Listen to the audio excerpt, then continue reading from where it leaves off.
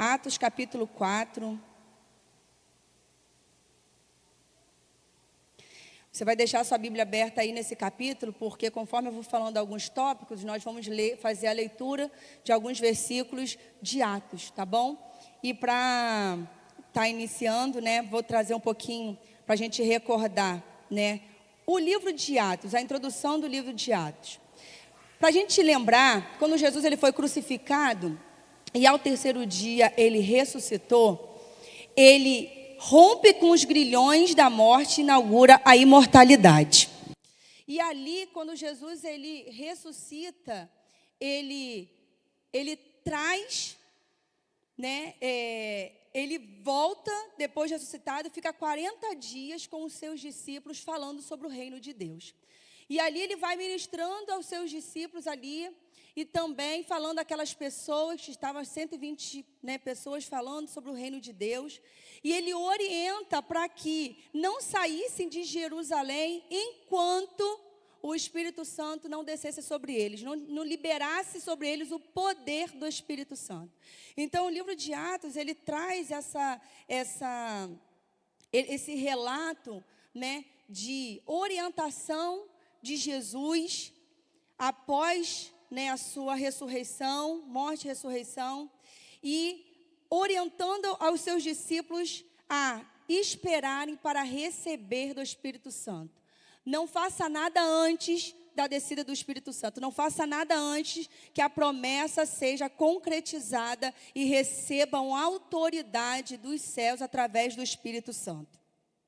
E foi quando o povo continua ali reunido, unânimes, e aqueles 120 homens, né, em Atos capítulo 2, o Pentecoste acontece, eles recebem, né, o poder do Espírito Santo, a plenitude do Espírito Santo, e foi um grande avivamento, foi, né, como o texto vai dizer, né, como um vento impetuoso, foi algo extraordinário, e ali inicia, né, o cristianismo. Então, é importante entender que cristianismo, ele nasce com a descida do Espírito Santo.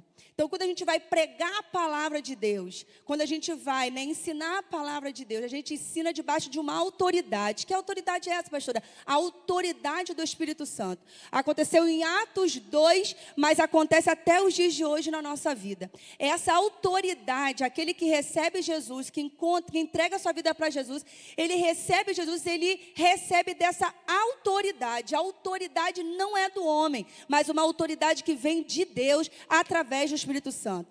E o meu desejo, irmãos, nessa manhã, é que nós possamos trazer à nossa memória que está sobre nós o Espírito Santo. E que nós temos essa autoridade. Às vezes a gente espera que o outro faça. Às vezes a gente fala, não, é porque o outro sabe mais, porque o outro fala melhor, porque o outro faz melhor. Mas está sobre nós. Aquele que entrega a sua vida para Jesus nunca mais vive da mesma maneira e recebe autoridade. Então esse povo aqui estava unânimes, né, buscando por esse avivamento, buscando por esse poder que viria, e esse poder ele desce, e ele concretiza, e ele autoriza agora esses 120 homens, cheios do poder de Deus, a ministrar, a pregar o Evangelho. E o texto vai continuar dizendo, depois do capítulo 2, que Pedro ele sai com muita ousadia, com muita autoridade, começa a pregar.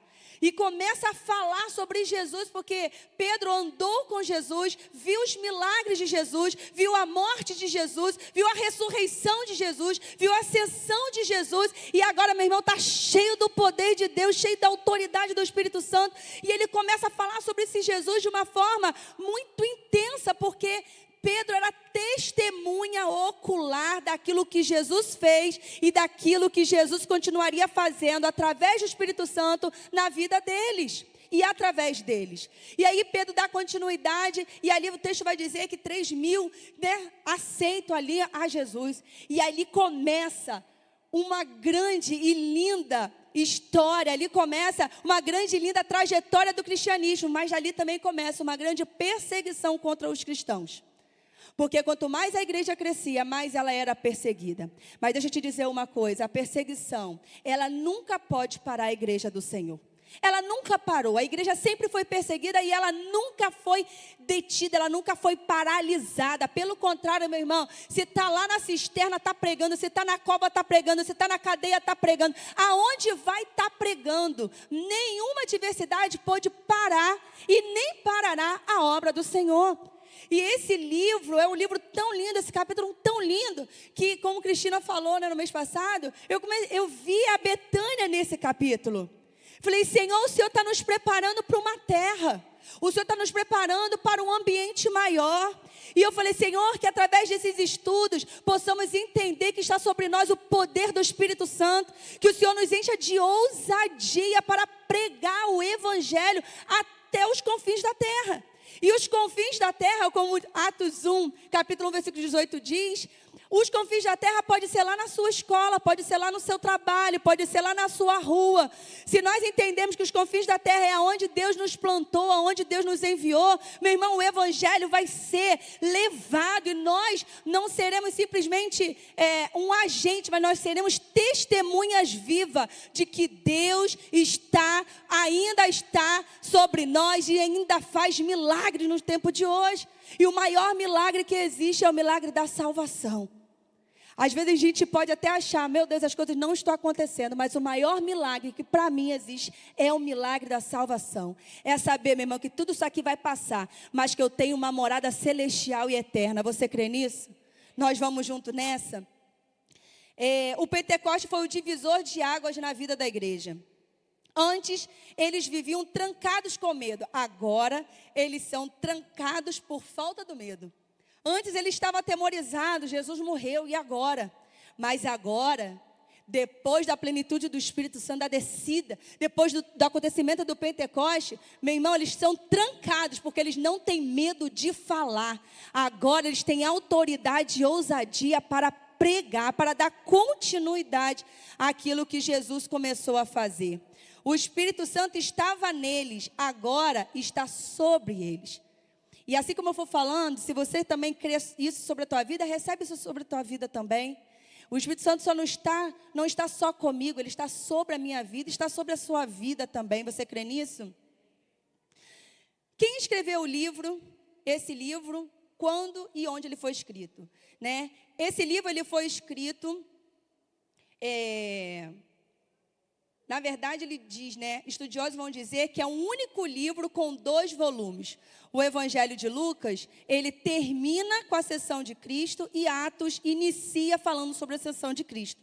Então, Lucas, o médico que escreve esse livro, alguns estudiosos vão dizer que ele era um único livro, mas dividido em 2 volumes. Então, Lucas escreve esse livro, ele escreve aproximadamente lá no 1º século, do ano 33 a 61, depois de Cristo, e ele escreve para um homem chamado Teófilo.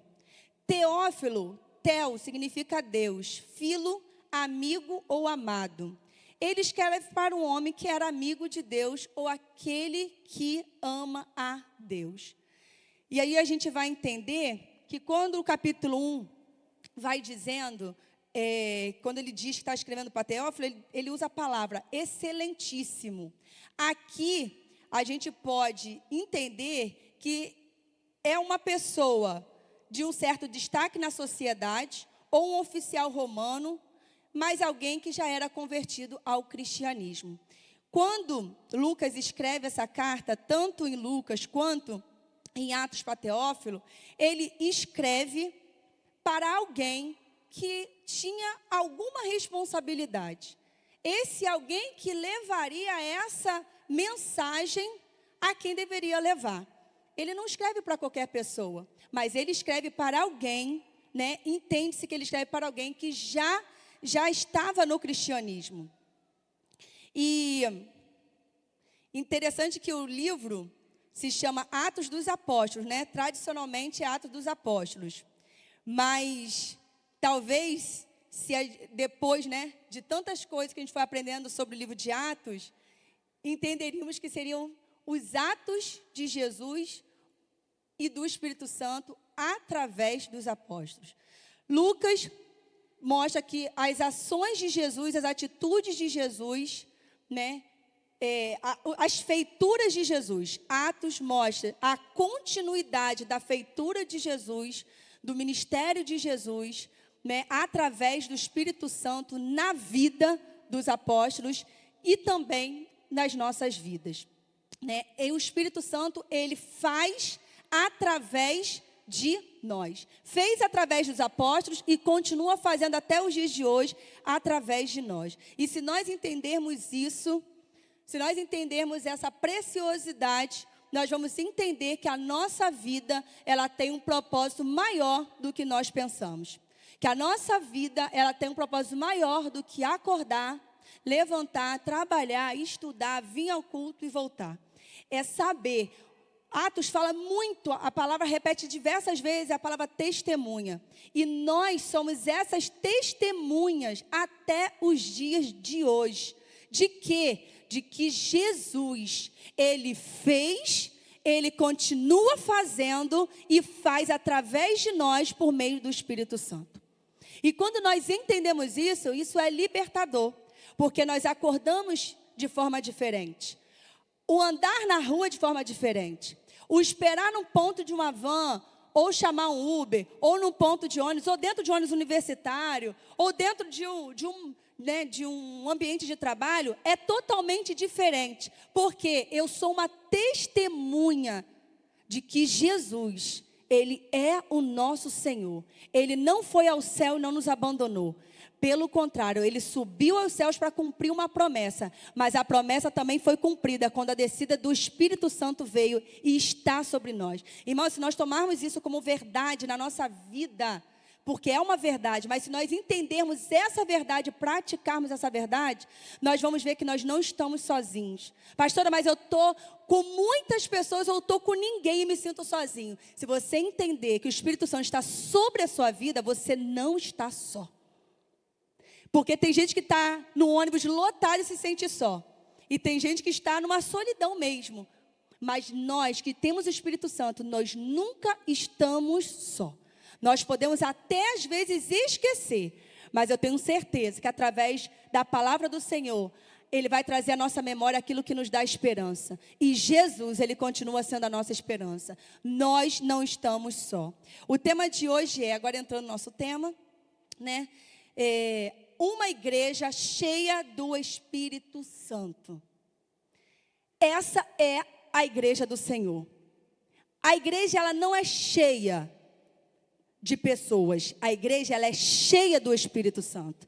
E, consequentemente, o Espírito Santo trabalha, assim como foi na vida de Pedro, ele recebeu autoridade, ele recebeu poder, ele recebeu o Espírito Santo e saiu pregando. E aonde ele chegava, onde ele pregava, as multidões se rendiam. Chegou na segunda pregação dele, foram quase 5.000. Depois pararam de contar, porque ficou já incontável. E eu fiquei pensando, eu falei, Senhor, nós queremos ser essa igreja. A Betânia é essa igreja, não cheia de pessoas, mas cheia do poder de Deus, cheia do avivamento de Deus, cheia do Espírito Santo de Deus e, consequentemente, cheia de pessoas transformadas. E eu creio que para o lugar onde Deus vai nos levar, o que Deus tem para nós nesse tempo, porque uma coisa eu tenho certeza, Deus já preparou tudo. Nós só estamos esperando o tempo de Deus, porque Deus já preparou tudo. Eu falei, Senhor, que o Senhor traga esse ensinamento para o seu povo, para nós. E que possamos sair daqui hoje entendendo, eu preciso ser cheia, uma igreja cheia. Mas eu com mais um, com mais 2, com mais 3, nós vamos incendiar aonde precisa da presença do Senhor.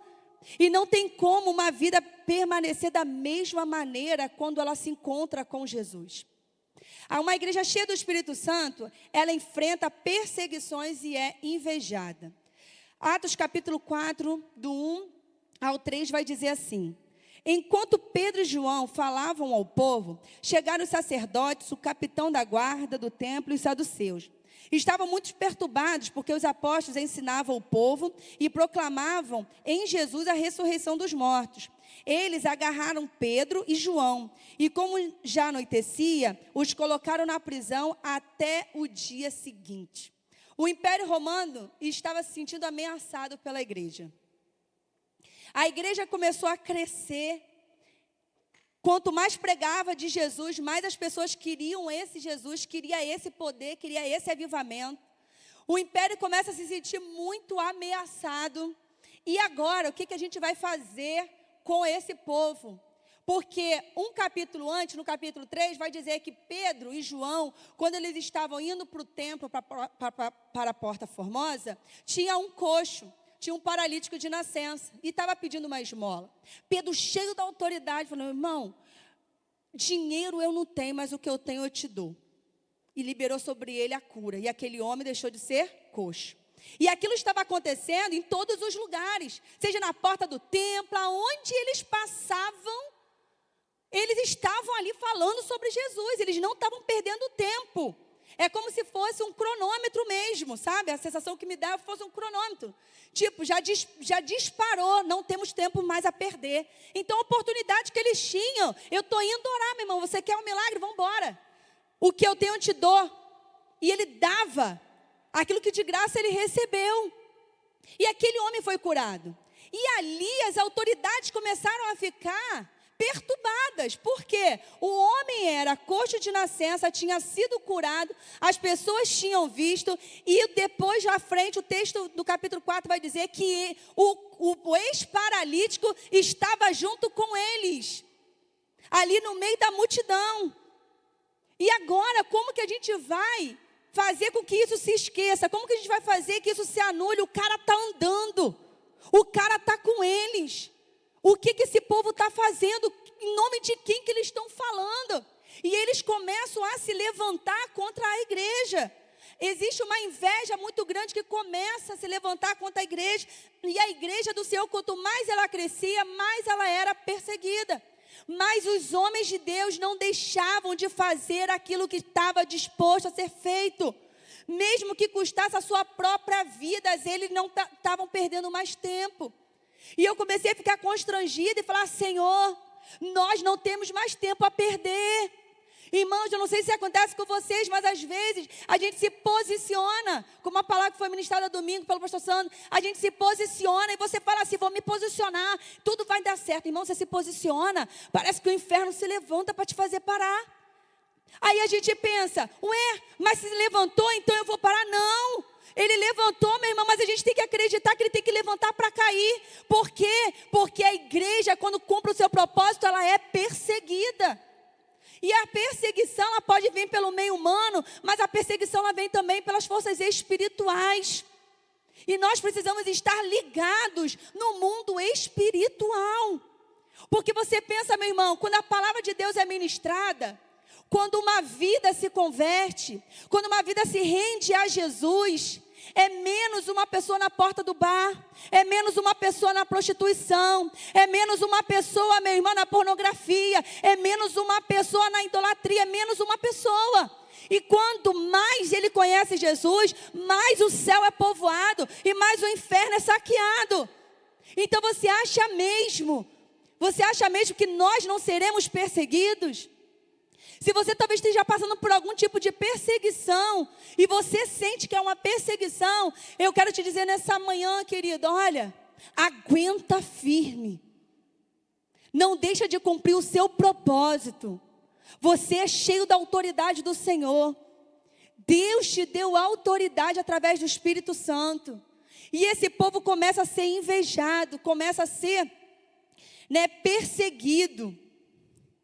Após Pedro pregar junto à Porta Formosa, já falei sobre isso, né? E aí o que eu quero te dizer é: não desista de pregar o evangelho, mesmo que você se sinta perseguido, mesmo que essa perseguição te faça às vezes falar assim: eu vou ter que deixar algumas coisas para trás. Por nada tenho a minha vida preciosa, assim como o apóstolo Paulo declara. Eu não tenho minha vida preciosa se não for para pregar o evangelho de Deus. Porque o nosso cronômetro já está contando. Nós não temos mais tempo a perder. Hoje na consagração foi falado sobre isso. Jesus está voltando. E quando Ele voltar, nós como igreja precisamos estar cumprindo aquilo que Ele designou para nós. Segundo, a igreja cheia do Espírito Santo, ela triunfa nas adversidades. Atos capítulo 4, versículo 4. Depois a gente vai pular do 13 ao 16. Diz assim: porém, muitos dos que ouviram a palavra creram, subindo o número desses homens a quase 5.000. Versículo 13. Ao verem a ousadia de Pedro e João, sabendo que eram homens iletrados e incultos, ficaram admirados. Reconheceram que eles haviam estado com Jesus. Vendo que o homem que havia sido curado estava com eles, nada tinha a dizer em contrário. E mandando sair do sinédrio, discutiam entre si, dizendo: que faremos com estes homens? Pois todos os moradores de Jerusalém sabem que um sinal notório foi feito por eles e não podemos negar. Nada podia ser negado. Por quê? Porque aquele homem ao qual foi curado agora estava testemunhando, assim como Pedro, assim como João, estava testemunhando, do avivamento, do Pentecoste, do poder do Espírito Santo. Aquele homem curado também estava testemunhando que Jesus continuava fazendo milagres através do Espírito Santo. Então, nós não podemos ter medo, porque a igreja cheia do Espírito Santo, ela triunfa na adversidade. Mesmo que ela seja perseguida, mesmo que ela seja invejada, ela é uma igreja triunfante. Porque nada e nem ninguém pode parar a igreja do Senhor. Aquele louvor é muito lindo quando diz, e eu canto ele com muita verdade. Porque eu fico imaginando, às vezes, a cena do Sinédrio. Eu fico imaginando aqueles leões, eu fico imaginando um pouco, irmãos? Porque só mesmo imaginar. Aquele nível de tortura e a gente declarando que nada, nem ninguém pode parar a igreja do Senhor. A perseguição, a ameaça, a intimidação, a prisão, o mundo nunca fizeram a igreja recuar. O que enfraquece a igreja nunca será uma intimidação do mundo. O que vai enfraquecer uma igreja nunca vai ser a intimidação externa. Mas o que enfraquece uma igreja, apesar das adversidades, é quando ela não é cheia do Espírito Santo. A gente está sendo bombardeado, a gente está sendo perseguido, a gente vai morrer e está tudo acontecendo e o Covid está chegando e as portas vão se fechar e a gente não vai poder pregar. Não parou a igreja do Senhor. E abriu as igrejas online e tantas pessoas foram abençoadas. E a gente, meu irmão, não saiu do controle do Senhor. Mas o que fecha uma igreja, o que para uma igreja, o que neutraliza uma igreja, é quando a gente esquece que uma igreja, para ser viva, ela precisa ser cheia do Espírito Santo. Senão, nós seremos somente religiosos. Uma igreja que não tem Espírito Santo é só religiosidade. Mas uma igreja que tem Espírito Santo, ela é viva e ela é eficaz no seu propósito. E aonde tem vida de Deus, tem transformação de Deus. Então, mesmo que a igreja seja perseguida, e até os dias de hoje as igrejas são perseguidas, nós não podemos romantizar. Tem lugar que não pode abrir portas. Tem lugar que tem que fazer cultos escondidos. Hoje nós temos muita liberdade, irmãos. Hoje nós temos G6 espalhado pelas casas. Nós temos culto no domingo à noite. Nós temos culto terça-feira. Nós temos, irmãos, consagração domingo de manhã. Glória a Deus, nós temos liberdade. Hoje você pode sentar no seu horário de almoço, abrir a tua Bíblia, ler a tua Bíblia, ou ligar seu telefone e ler uma palavra. Alguém pode chegar para você chorando, compartilhando algo da vida, e você falar assim: olha, eu sei, eu conheço alguém que pode mudar a sua vida. Nós temos essa liberdade de pregar. Às vezes você recebe um cliente e sente uma oportunidade de falar de Jesus. Nós temos liberdade hoje. Mas mesmo no ano de 2025, tem igrejas do Senhor sendo muito perseguidas, não podendo abrir a Bíblia, não podendo pregar o Evangelho, mas elas estão pregando com a vida. Porque aquele que recebe Jesus entende que nós nos tornamos testemunhas de Cristo. Aonde nós fomos, nós somos testemunhas, e às vezes nós não vamos conseguir abrir a Bíblia. Às vezes a gente não vai conseguir nem falar. Mas a nossa vida, ela vai pregar o Deus que nós servimos. Às vezes não é nem por muito falar, como já diz, um pensador: não é por muito falar que nós pregaremos. Às vezes a gente não precisa falar nada, mas a nossa vida já fala por si. Às vezes a gente não precisa nem sair para outro lugar. Às vezes a gente só precisa estar dentro da nossa casa e a nossa vida falar, ser testemunha daquilo que Deus faz, daquilo que Deus é, daquilo que Deus pode fazer. Então a igreja, ela triunfa, né? Ela é triunfante. Uma igreja cheia do Espírito Santo, ela busca viver em unidade com os seus irmãos. Atos 4:23 vai dizer: quando foram soltos, Pedro e João voltaram para os companheiros e contaram tudo que os chefes dos sacerdotes e os líderes religiosos lhes tinham dito. Olha que interessante. Eles foram presos porque, através da vida deles, aquele paralítico foi curado. Quando eles prendem, não tem como ficar muito tempo com eles, porque não tinha o que se fazer. O que vai ser falado contra eles? O homem está aí, o homem está andando, o homem está testemunhando, não tem o que fazer. E eles tiveram que soltá-los. E quando eles soltam, o texto que a gente acabou de ler vai dizer que eles voltam para os companheiros deles e conta tudo que aqueles líderes tinham feito. Sabe o que eu achei mais interessante? A igreja é o recurso que Deus providenciou para nos encorajar. Essa frase é do pastor Hernandes Dias. Gente precisa de Deus, mas também precisa de gente. Eles poderiam ter saído da prisão e ter ido para qualquer lugar, mas eles retornam para os seus companheiros. Eles retornam por quê? Porque eles receberam do poder do Espírito Santo unidos. E agora que ele sai da prisão, ele volta para o povo dele para se unir. Porque quanto mais se une, mais força se tem.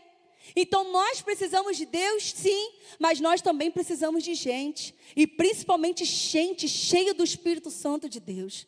Gente que tem na sua vida a verdade, a palavra de Deus. Gente que te instrui, não pelo que acha, mas pelo que a palavra de Deus diz.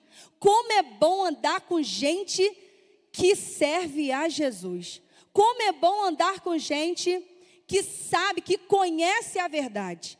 Porque a gente pode até ouvir uma verdade que a gente não goste.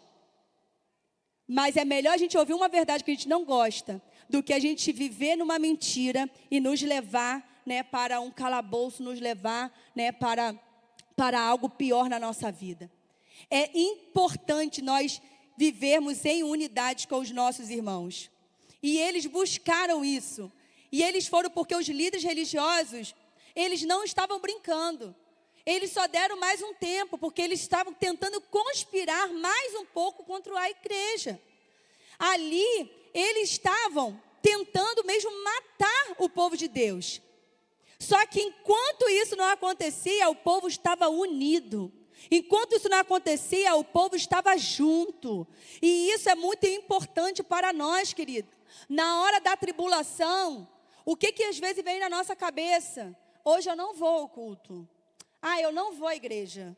Ah, eu me decepcionei. Pastor Sandro falou uma frase muito, muito importante esse domingo passado. Você se decepcionou com quem?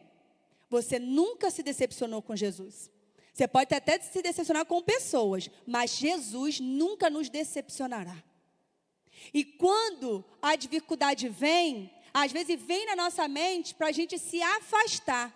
Mas olha o que a palavra está dizendo, a gente precisa se unir. A gente precisa estar perto dos nossos irmãos. A gente precisa estar como a brasa no braseiro. Nós não podemos nos afastar.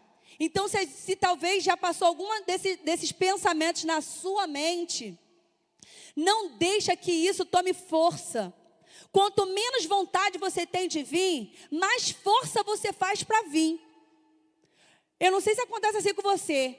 Às vezes é um dia de culto, está tudo acontecendo, você se organizou, mas de repente, quase na hora do culto, chega uma visita, chega um trabalho inesperado, chega alguma coisa, e você se atrasa, o gás acaba, alguma coisa acontece. Aí o que a gente pensa?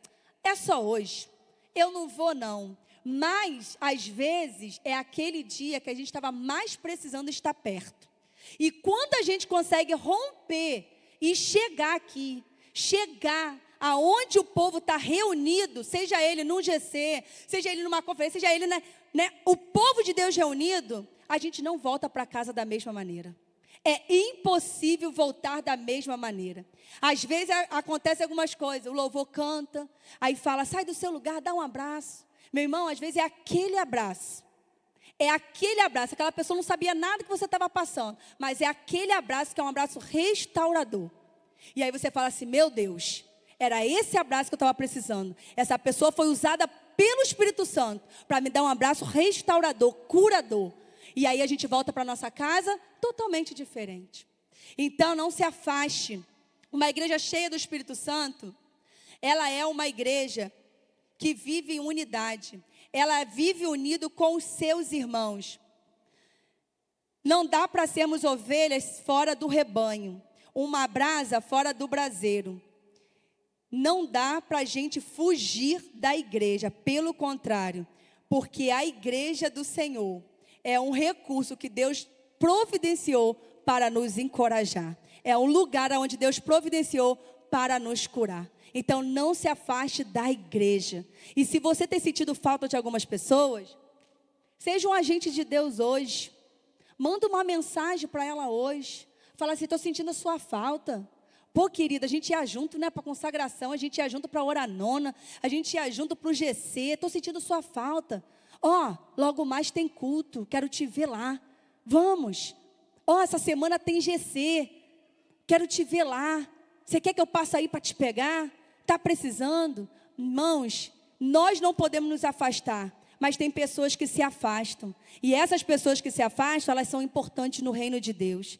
Que nessa manhã, ou talvez quando você ouvir, né, esse estudo, que o Senhor possa te usar, e você usar a tecnologia em favor do reino de Deus, e mandar uma mensagem ungida para aquela pessoa que talvez esteja precisando ter essa mensagem, para ser encorajado a estar junto com o rebanho. Às vezes, não é estar na igreja no templo, mas é ser a igreja na rede social, né? É ser a igreja nas casas, é ser a igreja aonde Deus nos chamou e nos plantou. Mais um ponto. Uma igreja cheia do Espírito Santo, ela busca em oração e se fundamenta na palavra. Versículo 24 a 26 vai dizer: ouvindo isso, levantaram juntos a voz em oração a Deus, dizendo: ó soberano, tu fizeste o céu e a terra, o mar e tudo o que nele há. Tu falaste por meio do Espírito Santo pela boca do teu servo, o nosso pai Davi, porque se enfurecerem as nações e os povos tramam em vão, os reis da terra tomam posição e os governantes conspiram unidos contra o Senhor e contra o seu ungido. Não devemos enfrentar a oposição do mundo com armas carnais, mas com armas espirituais. E hoje, a consagração ela foi bem testificante, assim, em alguns pontos aqui, que o Senhor trouxe ao meu coração nesse estudo. Porque a gente vence através da palavra. Jesus venceu a tentação através da palavra. Ele venceu o diabo através da palavra. E às vezes nós queremos vencer as guerras através da nossa palavra humana. E aí a gente não tem vitória. E aí vem a frustração e parece que Deus não está com a gente. Só que nós enfrentamos as dificuldades com a palavra, mas a palavra de Deus. Porque quando a gente se baseia na palavra de Deus, não é o que eu acho, não é o que o meu esposo acha, não é o que meu filho, meu colega acha, é o que a palavra diz, e a palavra é uma só. E a palavra, ela é verdade. E mesmo que a gente goste, e às vezes a gente não entenda, e às vezes não goste naquele momento, ela continua sendo a verdade absoluta. Há mais de 2.000 anos atrás, continua sendo a verdade em 2025 e vai continuar sendo. Então, nós precisamos nos basear na palavra. E esse texto que nós acabamos de ler, eles estão mencionando Salmos, capítulo 2. Eles conheciam a palavra. E eles começam a orar declarando a palavra. Irmãos, se nós não soubermos, a Bíblia diz que a gente não sabe orar. Mas se nos faltar talvez palavras, medita na palavra, ore a palavra, fale a palavra. O que eu vou falar hoje com o Senhor? A palavra, porque ela é nosso alimento. Quando nós nos baseamos numa igreja que se firma na palavra, que se baseia na palavra, uma igreja cheia do Espírito Santo. Eu fico imaginando, nós temos essa oportunidade, né, de alguns cultos durante a semana, e temos a oportunidade de mais um dia da semana estar ali junto com os nossos irmãos, compartilhando da palavra através dos nossos G6. Vou falar do GC, né, irmão? Porque tem tudo a ver, né? Vocês não acham? Eu acho que tem tudo a ver. Através dos nossos G6. Jovens falando uma linguagem de jovem, adolescente falando uma linguagem de adolescente, casais falando para casais de quê? Da palavra. E quantas pessoas chegam às vezes naquele ambiente, chega nesse ambiente com tantos conflitos, com tanto achismo, com tanta verdade, com tantas coisas, mas quando se depara com a palavra e o Espírito Santo começa a transformar, nós saímos transformados pela palavra. E aí a gente tem que se render à palavra. E que coisa maravilhosa é quando nós nos rendemos à palavra de Deus. Quando nós olhamos e falamos, Senhor, é verdade. Eu tinha uma verdade, mas a verdade é do Senhor. E eu abro mão da minha verdade para viver a tua verdade. E aí a nossa vida começa a fazer sentido. Algumas coisas começam a acontecer de forma diferente. Por quê? Porque estamos baseados na palavra. Uma igreja cheia do Espírito Santo é uma igreja baseada na palavra. E nós como igreja, nós nos preocupamos com a palavra que está sendo ministrada ao povo, como está sendo ministrada, quem vai ministrar. Nós somos uma igreja muito responsável com isso.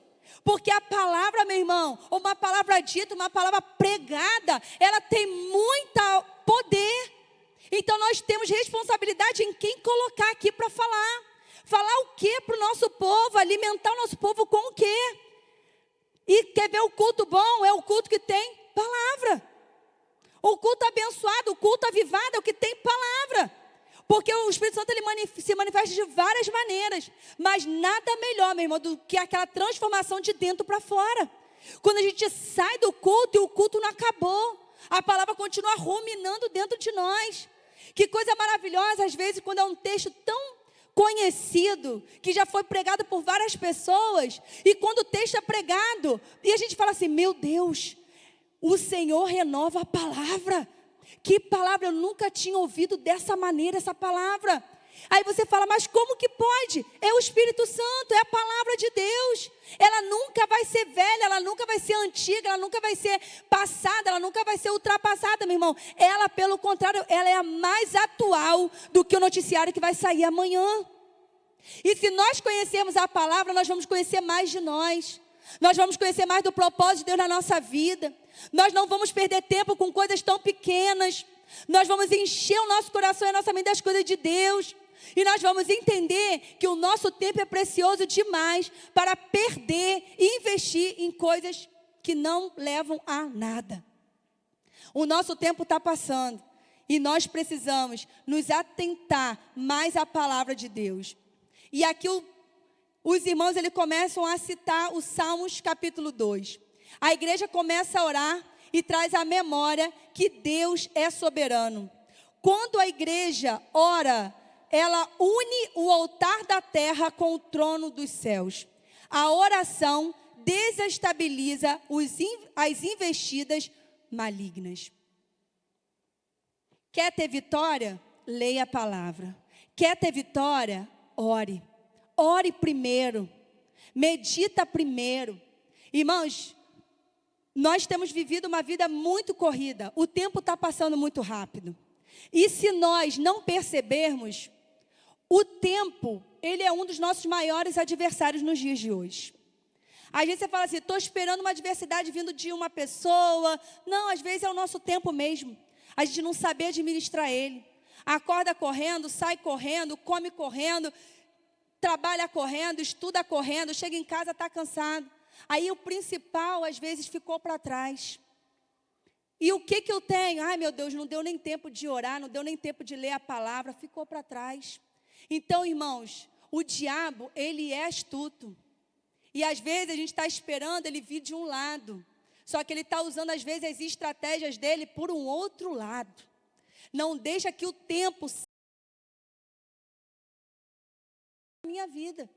Eu tenho colocado como desafio, Senhor, eu quero começar o meu dia, porque o meu dia é muito corrido, assim como os irmãos são, mas o meu dia é muito corrido, e eu sei que se eu não fizer primeiro, eu vou me sabotar, eu vou sabotar minha vida espiritual, eu sei que eu vou, porque no final do dia, eu já estou cansada, e eu posso, Deus não vai receber, pastor, minha oração? Vai. Não vai receber minha oração? Vai, claro que vai. Mas a gente sabe quando a gente pode dar o nosso melhor para Deus e às vezes a gente não está dando. Não estou dizendo o que você tem que fazer. Eu estou dizendo que não deixe que o tempo ou a falta de tempo seja um vilão, um adversário na sua vida para que você viva coisas mais profundas com Deus. E é isso que nós precisamos, né, identificar, porque o diabo, ele é astuto. E eu acho que é em último lugar. Amém, irmãos? Estou falando muito rápido? Gente, eu falei... Tá, não, pastor? Então tá bom. Porque eu falei para mim mesmo, vocês me conhecem, né? Eu sou de um lado para o outro, eu falo rápido demais. E eu vim assim, treinando a minha mente, falando, fala devagar, né? Os irmãos, coitados, já estão de manhã, não precisa ficar nessa correria falando, Tayane. Mas se o pastor falou que eu não estou falando rápido, eu acredito. Vocês estão rindo, irmão? É um desafio, tá? Desacelerar, para mim, é um desafio. E, em último lugar, uma igreja cheia do Espírito Santo. Ela entende que a maldade humana não frustra os desígnios de Deus. Não, último não, penúltimo, acho. Ela não frustra os desígnios de Deus. Versículo 27 e 28 vai dizer: porque de fato nessa cidade, Herodes e Pôncio Pilatos, com gentios e gente de Israel, se juntaram contra o teu santo servo Jesus, a quem ungiste, para fazerem tudo o que a tua mão e o teu propósito determinaram. Nenhuma orquestra contrária pode anular os desígnios que Deus tem para nós. Realmente, eles se juntaram. Herodes e Pilatos, eles eram inimigos. Judeus e gentios também não eram amigos, mas eles se juntam contra Jesus. Só que mesmo eles se juntando contra Jesus, para matar Jesus, e aqui eles começam a fazer a oração lembrando sobre isso, mesmo eles fazendo isso, se juntaram contra, achando que estava, né, indo contra, nada saiu do desígnio de Deus. Nada saiu do propósito de Deus. Era propósito de Deus Jesus vir, cumprir sua missão e voltar para o céu. Era necessário. E mesmo que os inimigos se juntaram contra e acharam que estavam vencendo, acharam que tinham vencido contra Jesus, pelo contrário, eles simplesmente foram pessoas, agentes, para que o propósito de Deus se cumprisse. Jesus precisava cumprir a missão dele. Agora, nós não podemos esquecer disso. Nada e nem ninguém pode anular os desígnios de Deus para a nossa vida.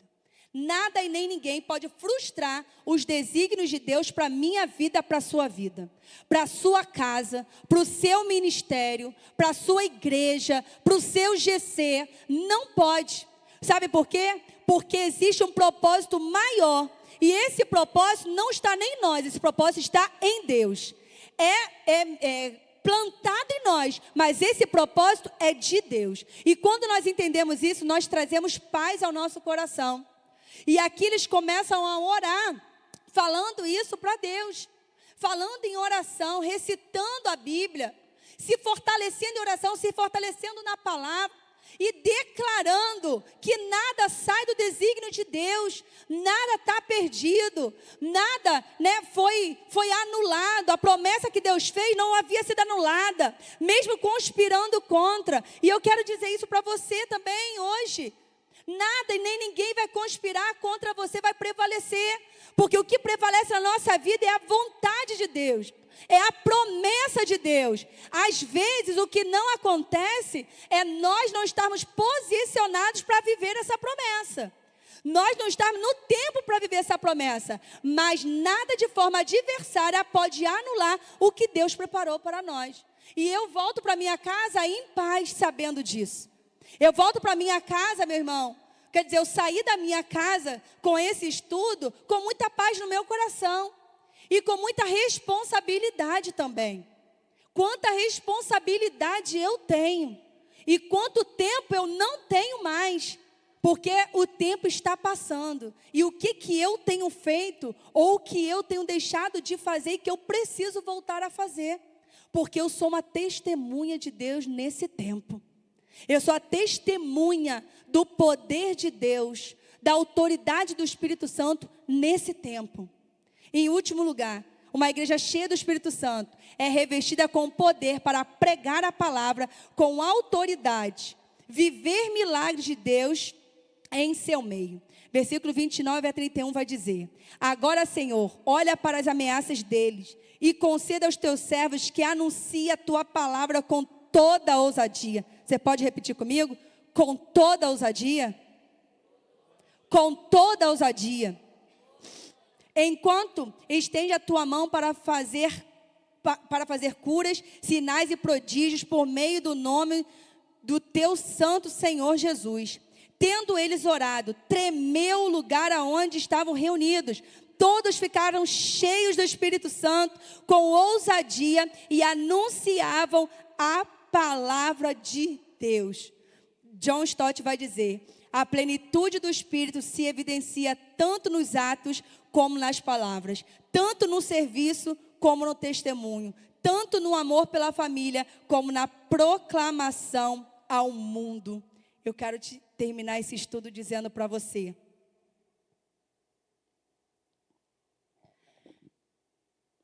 o que eles pediram ao Senhor era ousadia para pregar a palavra. Eles falaram: Senhor, nós estamos aqui. Jesus cumpriu o seu propósito e nós queremos dar continuidade. Mas estão conspirando contra a gente. Eles poderiam ter feito uma oração vingativa. Deus, mata todo mundo. Deus, destrói todo mundo. Senhor, que esse calabouço vira contra eles. Mas a oração deles era ao contrário. Deus, nós queremos ousadia para pregar, para anunciar, para os milagres continuarem acontecendo, para as maravilhas continuarem acontecendo, para que o teu nome continue sendo glorificado. Sabe o que ele estava querendo dizer? Nós não queremos vingança, nós queremos transformação. Nós temos uma vida transformada e é por isso que nós queremos ministrar essa transformação. Porque quem sabe, meu irmão, se ele se encontrasse com Jesus verdadeiramente, aquelas vidas também seriam transformadas. Só tem um pensamento assim, alguém que foi transformado pelo Senhor. Deixar de fazer uma oração vingativa para fazer uma oração: eu quero continuar. Nos dê, Senhor, condições de continuar pregando o teu evangelho. Quantos heróis e heroínas na fé morreram? Quantos mártires tiveram, irmãos, para que hoje o evangelho tivesse chegado até nós? E quando eu estava preparando esse estudo, o Espírito Santo ele me constrangeu, porque eu falei assim: Senhor, muitos mártires foram sementes que foram plantadas para que chegasse até a minha vida hoje, chegasse à vida da minha igreja, dos meus irmãos. E quem sabe através desse estudo, depois de algum tempo, possa alcançar lugares que a gente nem imagina, mas que pessoas sejam tocadas pelo poder do Espírito Santo, assim como foi lá em Atos, aquelas vidas transformadas. Aqui no versículo 31 vai dizer que eles foram cheios do Espírito Santo de novo. Quanto mais eles buscavam, mais eles recebiam do Espírito Santo. E quanto mais eles recebiam, mais ousadia eles tinham. Quanto mais eles recebiam, mais eles queriam pregar, mais eles queriam anunciar, mais eles queriam dizer: Jesus, eu preciso falar de Jesus, eu preciso ser essa testemunha. Eles se tornaram testemunhas de Deus. Eu quero convidar você a se colocar de pé nessa manhã, porque eu quero terminar orando pelas nossas vidas. E eu quero pedir ao irmão nessa manhã, que assim como aqueles irmãos, assim como Pedro, fazia essa oração e declarava: Eu quero ser cheio, e eles eram cheios do Espírito Santo. Eu quero declarar isso sobre a nossa vida, Betânia. O que uma igreja precisa é ser cheia do Espírito Santo. Para a glória de Deus, nós temos tecnologia, nós temos muitas ferramentas. Isso seja glorificado ao nome do Senhor.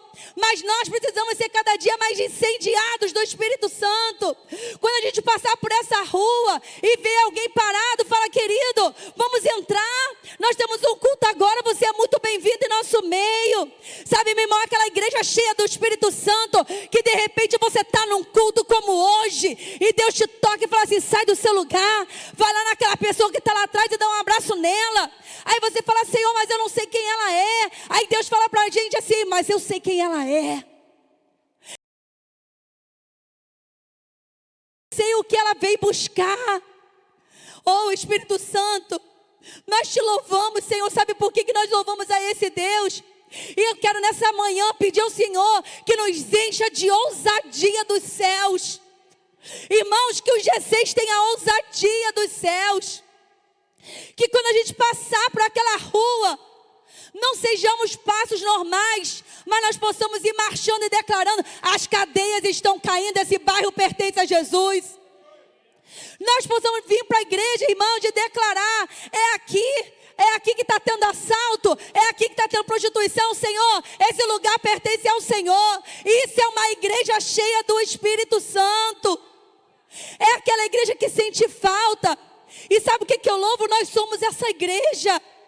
Eu consigo ver a Betânia nessa igreja, a igreja de Atos, o cristianismo verdadeiro. Mas que nessa manhã nós possamos sair daqui, irmãos, pedindo ao Senhor: Senhor, eu sou tímido, mas na timidez não vai paralisar o que o Senhor tem na minha vida. E se eu não souber falar, que a minha vida, as minhas atitudes falem por mim. Atos dos apóstolos, atos de Jesus e do Espírito Santo através dos apóstolos. Atos do Espírito Santo através das nossas vidas. Até onde, pastora? Até os confins da terra. E se esse confins for na sua casa, glória a Deus.